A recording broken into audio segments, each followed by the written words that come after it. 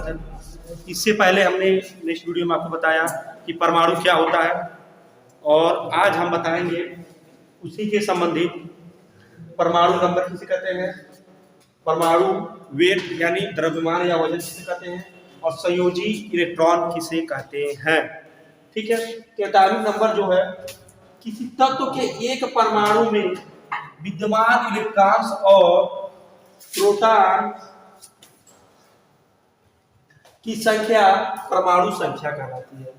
तो आप अगर ये समझ लेंगे पोर्शन, तब इससे पहले वाला अगर पोर्शन देखेंगे तभी इस पोर्शन को अच्छे से समझ पाएंगे।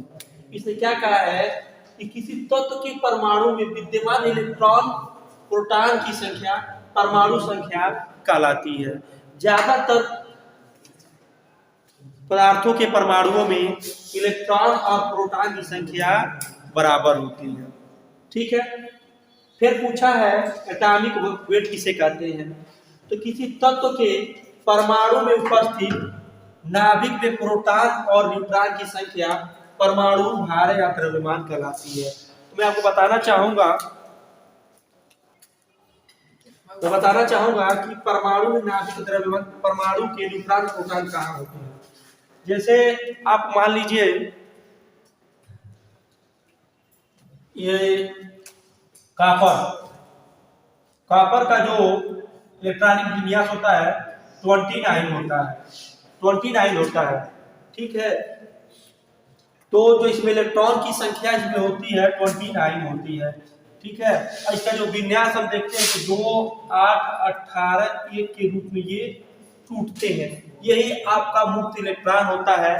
ठीक है, तो एटॉमिक वेट में हम क्या देखते हैं, नाभिक में प्रोटॉन की संख्या और न्यूट्रॉन की संख्या। तो प्रोटॉन की संख्या भी 29 होगी, लेकिन जो न्यूट्रॉन की संख्या है अदर दूसरी होती है। ठीक है, ये निश्चित देखना पड़ता है। एटॉमिक वेट के बारे में आपको समझ में आ गया होगा। फिर नेक्स्ट है संयोजी इलेक्ट्रॉन। तो आपको बता रहे हम किसी तत्व के परमाणु में अंतिम कक्षा में जितने इलेक्ट्रॉन होते हैं संयोजी इलेक्ट्रॉन कहलाते हैं। जो लास्ट कक्षा में जो इलेक्ट्रॉन होता है वही संयोजी इलेक्ट्रॉन होता है। वही लास्ट वाला ही दूसरे परमाणु से संयोजी बंध स्थापित करता है, और उसी संयोजी बंध स्थापित करने के कारण ही क्या क्या होता है, रासायनिक क्रियाएं होती है। रासायनिक यौगिक क्रियाएं जो लास्ट वाला जो इलेक्ट्रॉन्स होता है उसी के कारण संपन्न होती हैं। रासायनिक जितने भी क्रियाएं उसे कहते हैं संयोजी इलेक्ट्रॉन्स। उसके बाद संयोजी इलेक्ट्रॉन्स के बाद एक और आता है, इसमें टर्म होता है फ्री इलेक्ट्रॉन्स। फ्री इलेक्ट्रॉन्स के बारे में हम आपको बताएंगे, जिसे हम लोग मुक्त इलेक्ट्रॉन्स कहते हैं या फ्री इलेक्ट्रॉन। ठीक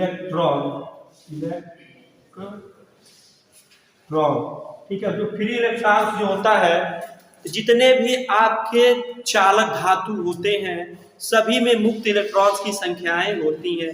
इन्हीं मुक्त इलेक्ट्रॉन्स जो होते हैं उन्हें थोड़े सा भी किसी और परमाणु से थोड़ा सा भी बल मिलता है तो एक्टिव होकर संयोजी बंध स्थापित कर लेते हैं।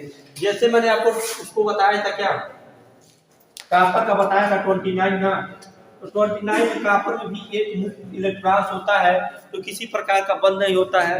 ये नाभिक से दूर होता है और कोई बंध स्थापित नहीं करता है, इसी के कारण ये फ्री माना जाता है। और ये फ्री होता है क्योंकि इसके ऊपर आकर्षण बल जो होता है नाभिक का बहुत नगण्य होता है, यानी बहुत कम होता है, इसीलिए इसे मुक्त इलेक्ट्रॉन कहा जाता है। अगर विन्यास की बात करें तो आपको हमने पहले बताया है 2, 8, 18 और 1 के रूप में टूटेगा। ठीक है, ये कैसे 2, 8, 18, 1 के टूटेगा, इससे पहले वीडियो में हमने आपको बताया है। ठीक है, तो समझ लीजिए इसमें इलेक्ट्रॉनिक विन्यास आपका पॉजिटिव जो 29 है, तो पहली कक्षा में 2 इलेक्ट्रॉन्स हो जाएंगे, दूसरी कक्षा में 8 हो जाएंगे। ठीक है, 8 हो जाएंगे, तीसरी कक्षा में 18 हो जाएंगे, जो चौथी कक्षा है उसमें 1 इलेक्ट्रॉन रहेगा। ये नाभिक से सबसे लास्ट में रहेगा, यानी इससे सबसे दूर है और ये कोई प्रकार का बंध स्थापित नहीं कर पा रहा है, तो ये क्या रहेगा आपका फ्री इलेक्ट्रॉन्स रहेगा। जब ये फ्री इलेक्ट्रॉन्स रहेगा, इसी के कारण जितने भी धातुएं होती हैं वह विद्युत का क्या होते हैं, सुचालक होते हैं। ठीक है, सभी धातु क्या होती है, विद्युत के सुचालक होती है। तो जितने ही ज्यादा मुक्त इलेक्ट्रॉन्स होते हैं वह धातु आपकी उतनी ही अच्छी चालक कही जाती है। ठीक है, तो आपको मुक्त इलेक्ट्रॉन्स के बारे में पता चल गया होगा। आगे हम पढ़ेंगे आयनीकरण, उसके बाद जो विद्युत की जो टर्म्स है उसके बारे में हम बताएंगे। ठीक है, आज कितना ही, फिर मिलते हैं नेक्स्ट वीडियो में।